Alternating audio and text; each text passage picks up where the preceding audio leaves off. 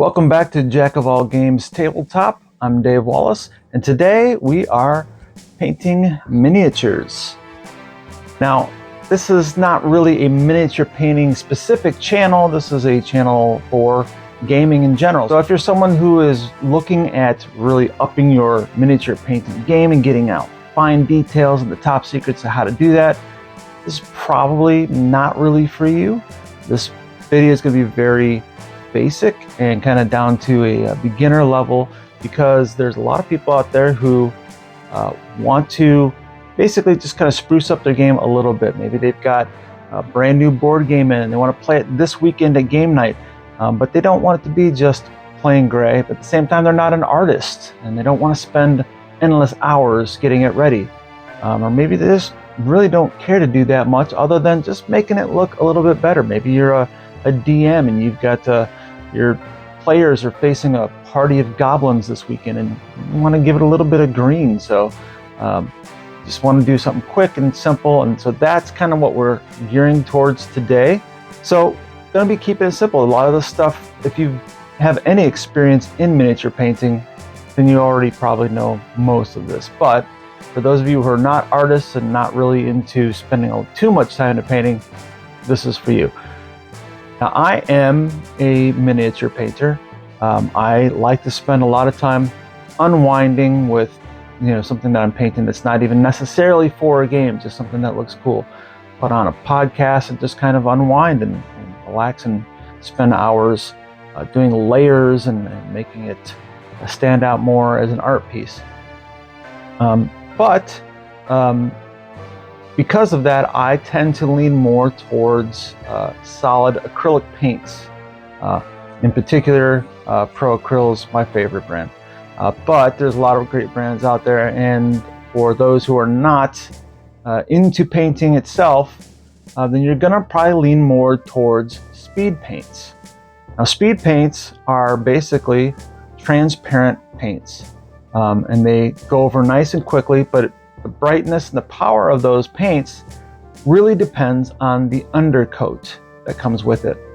Now, for me, speed paints really comes in handy when I have a commission job where, say, somebody got a new Kickstarter all-in board game that has 200 plus miniatures that they want painted, but they don't really want to spend a whole lot of money on it. Understandable, games are expensive enough as they are, so for me, when they hand it over to me, I'm gonna go more towards speed paints. And the great thing about speed paints is you can make your miniatures look really nice and do it pretty quickly and not have any serious artistic skill to you at all. Now, if you've watched any miniature painting videos, you've probably seen that a lot of people like to start with a black primer, specifically in painting with solid acrylic paints. I always go with a black primer and kind of build up my layers on that. But when it comes to speed paint, most artists who really want to get a lot out of it are still going to start by priming with black, but dry brushing their layers over top of grays and whites in order to get the most dimension out of the miniature. Now, if you are someone who really just wants the most basic, I just want to put the simplest of colors the fastest way to do that would just be to prime your minis in white. But through dry brushing, you can kind of get some decent tones out of it, and even in black and white can look really cool, even with just a simple white dry brushing over top of it. That's going to actually make it pop a lot more, and it's really fast and it's really simple. And this is what's going to make things stand out, because solid white primer and then speed painting over top of it, while it can look better than just plain gray that comes in the box, it lacks any kind of depth and dimension to it. And if you're going to take the time to even speed paint over it, why not take another minute or two per model and dry brush it? It's really that simple. Dry brushing is just getting a little bit of paint on your brush, and while I would suggest for the most detail doing with 2 tones of gray and then a white, you can really do this with just white. In fact, in this video in a minute, you'll see I'm going to do it with just white. But you're just going to get paint on your brush and then get as much paint off by wiping on a drier surface and just basically trying to get as little paint left on the brush, a big soft brush like a makeup brush like that. and you're basically just going to very lightly be touching the model to get the white barely on, and it just hits the raised surfaces, and that's what's going to give it some shape and dimension, just like as the light hits our raised surfaces.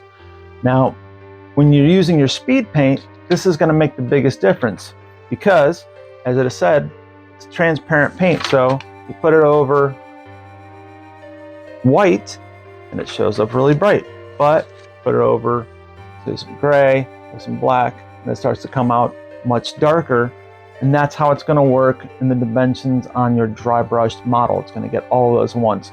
Take a look at a bottle of speed paint by Army Painter and the little cube logo that shows up on there. Now in that, you're going to see that cube looks like a cube because, number one, it has dimension with those 3 different colors. But those tones, if they throw you off on which color you're actually getting, well, you're getting all of them. That's the point of using the transparent paint over top of whites and grays and blacks, is you're going to get that wide variety of color in just one bottle of speed paint. So just to drive home this point about dimension, I want to show you something maybe a little bit different than what you might expect in a miniature painting video. Take a look at this. Okay, so I'm opening Photoshop to demonstrate dimension. Aside from being a tattoo artist and a miniature painter, I'm also a photographer. This is a photo I took of my beautiful wife. Yep, I'm a lucky man. Anyway, I set this photo next to this white canvas, and I'm going to use this color selector tool and paintbrush for my point. So looking at this picture, most people simply see an attractive Caucasian woman. Our brains automatically translate her to having a single skin tone, a peach color. But the thing that gives her dimension is light and shadow. So while I pick this color as her primary skin color, if I go up here, I see it's a very different color.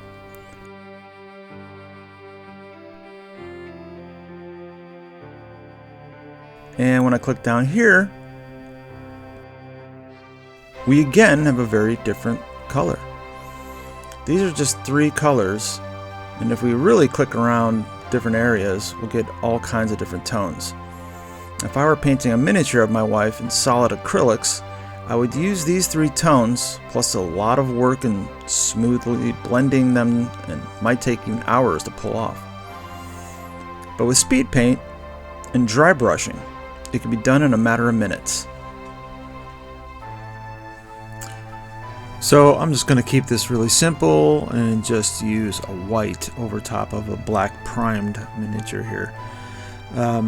So basically what you're going to do for dry brushing is you're going to get some white paint on a large round soft brush, and then you're just going to get most of the paint off by brushing against a textured surface. You could use a paper towel. This might take off too much of your paint, but it works. But anyway, you will very lightly brush the brush against the surface of the miniature, barely making contact. This will leave paint on just the raised surfaces, making them highlighted. Now when you slap your speed paint on, or slap chop, your paint will cover both dark and light areas, giving you that array of tones promised on that cube on the label. So now that we've discussed how the dry brushing kind of brings out the different highlights, a lot of people might be interested in knowing something they hear on miniature painting groups a lot, and that is zenithal highlighting. What is zenithal? Well, actually it's really simple. It just means light is coming from straight above, and that dictates where the highlights are and where the shadows are. Zenithal basically means it's representing the sun being at its highest peak, or its zenith. Zenithal. Maybe it should be zenithal. Maybe it is. I've always heard zenithal. Anyway, so it represents that light that's coming from straight above and coming down. So let's take a look at another pretty lady, shall we? So this is another photograph of mine. This is my friend Kaylin. She's not only a beautiful model, but also a talented hair and makeup artist. Now, being a die-hard nerd, I naturally like photographing themes like, elven princesses and that sort of thing. But this isn't exactly zenithal lighting in here. In photography, bright sunlight in the heat of the day can be harsh and unattractive. But there's still good examples to see here. Now, looking at Kaylin's skin tones, you can see that her nose, the top of the nose where it's kind of angled upward, is bright. That's because of the sunlight, of course, actually hitting it. Whereas down here in her throat is a very dark tone because it's the shadow caused by her chin. You can see it in her arms as well, light and dark, and very much in her dress.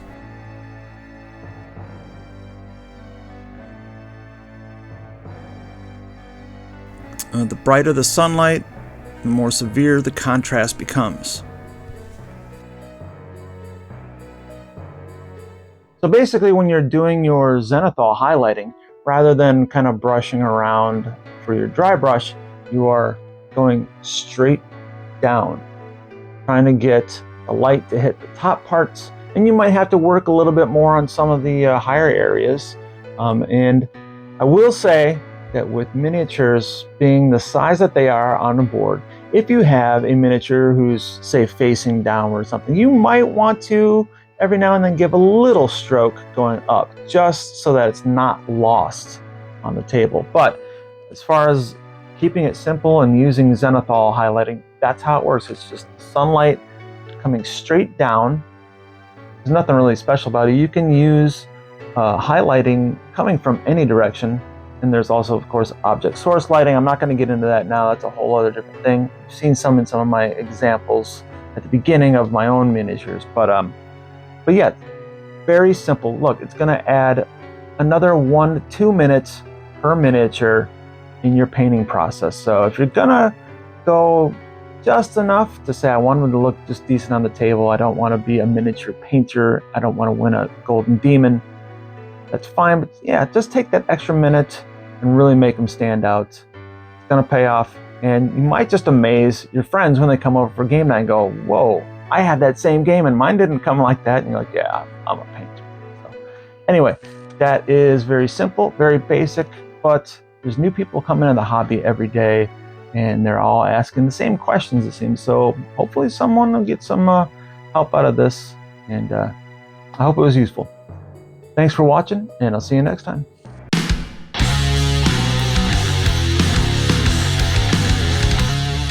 Hey gamers, thanks again for watching. I really do appreciate all the support. It's one of the things I know that I can count on with the gaming community at large.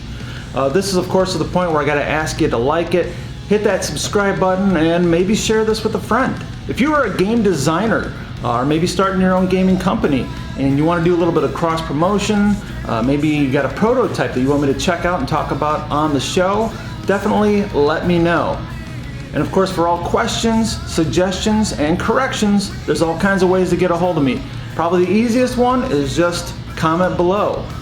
You can also send me an email at jackofallgamestt@gmail.com. The T stands for tabletop.